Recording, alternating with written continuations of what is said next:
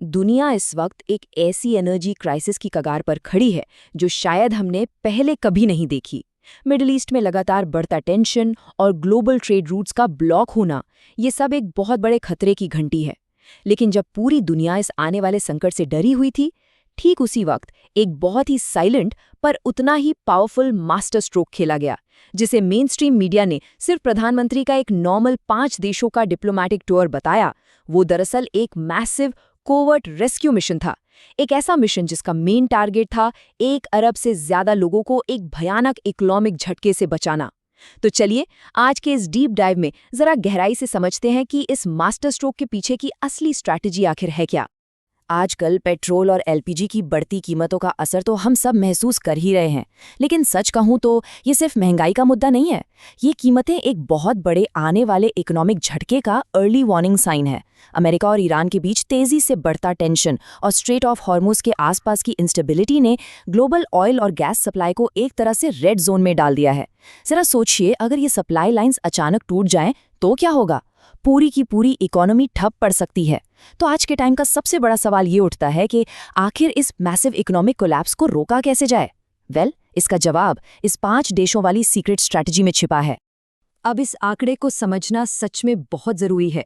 85%, जी हाँ 85% का ये जो ह्यूज नंबर है, ये दिखाता है कि भारत इंपोर्टेड क्रूड ऑयल पर कितना ज्यादा डिपेंड करता है।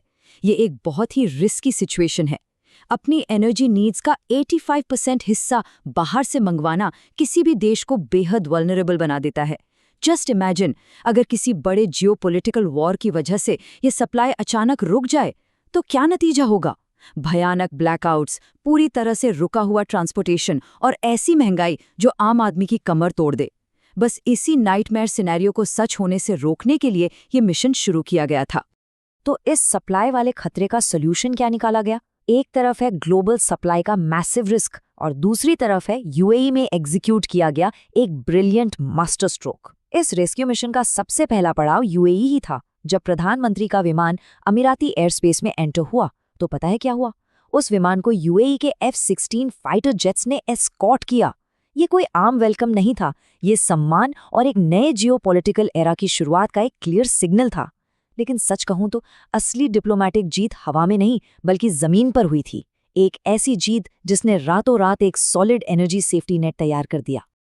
और आपको जानकर हैरानी होगी कि ये सब कितनी तेजी से हुआ। सिर्फ 3 घंटे। अच्छा खुद सोचिए, सिर्फ 3 घंटे के एक बहुत ही छोटे से विंडो में कुल 7, जी हाँ 7 हिस्टोरिक और मैसिव अग्रीमेंट्स पर साइन किए गए। इतनी स्पीड से और इतने बड़े स्केल पर डिप्लोमैटिक सक्सेस अचीव करना अपने आप में एक बहुत बड़ा रिकॉर्ड है। तो ये जो नंबर 7 है ना, ये सिर्फ एक आंकड़ा नहीं है, ये इस कोवर्ट ऑपरेशन की स्पीड और रणनीतिक प्लानिंग का एक सॉलिड प्रूफ है। अब सवाल ये है कि इन 7 एग्रीमेंट्स में सबसे अनमोल यानी क्राउन ज्वेल कौन सा था? वो था सामरिक पेट्रोलियम रिजर्व डील।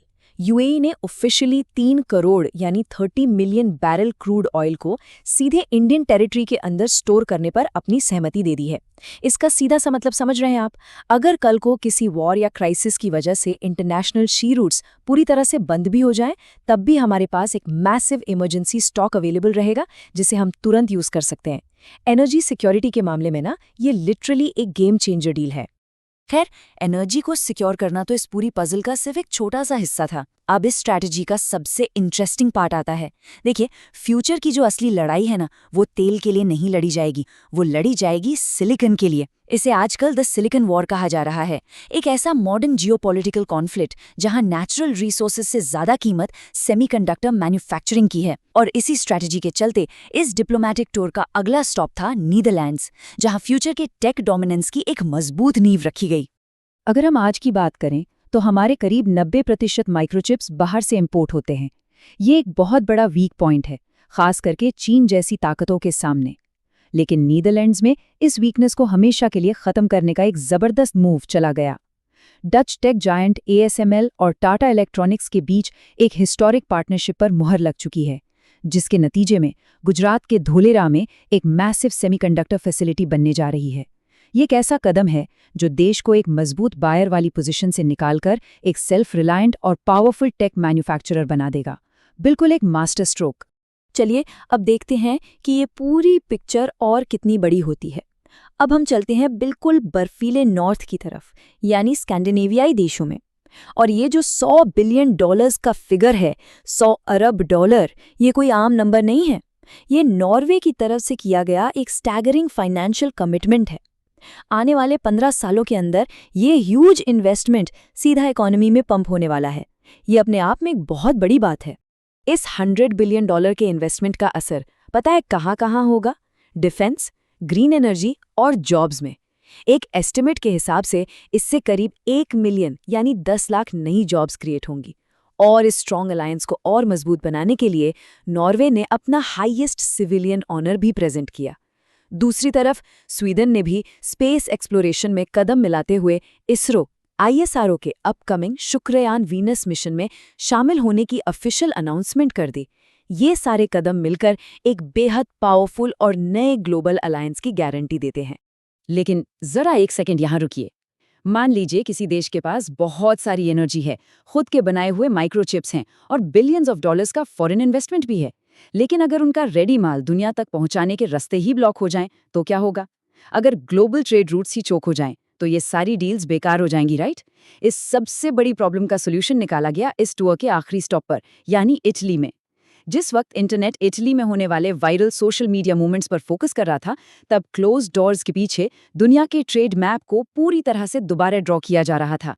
और यहीं पर एंट्री होती है India middle east Europe economic corridor यानी आईमेक की। ये पूरा कॉरिडोर 3 मेन स्टेप्स में काम करेगा। शुरुआत होगी इंडियन एक्सपोर्ट हब से, वहां से माल जाएगा मिडिल ईस्ट के ट्रांजिट नेटवर्क्स में और फिर वहां से सीधा यूरोपियन मार्केट्स तक। ये मेगा प्रोजेक्ट सिर्फ एक नया ट्रेड रूट नहीं है, ये चीन के बेल्ट एंड रोड इनिशिएटिव का सबसे सॉलिड और डायरेक्ट काउंटर अटैक है, एक परफेक्ट चेकमेट। और ये पूरा प्लान बहुत ही ब्रिलियंटली ये दिखाता है कि कैसे लॉजिस्टिक बॉटलनेक्स को हमेशा के लिए खत्म किया जा रहा है।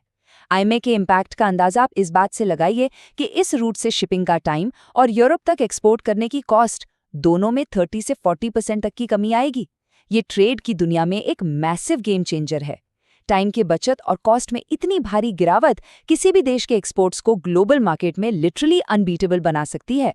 तो चलिए इन 5 दिनों की लगातार डिप्लोमेसी के नतीजे को एक बार इम्पार्शली समराइज करते हैं। टोटल 59 मैसिव डील्स पर साइन किए गए।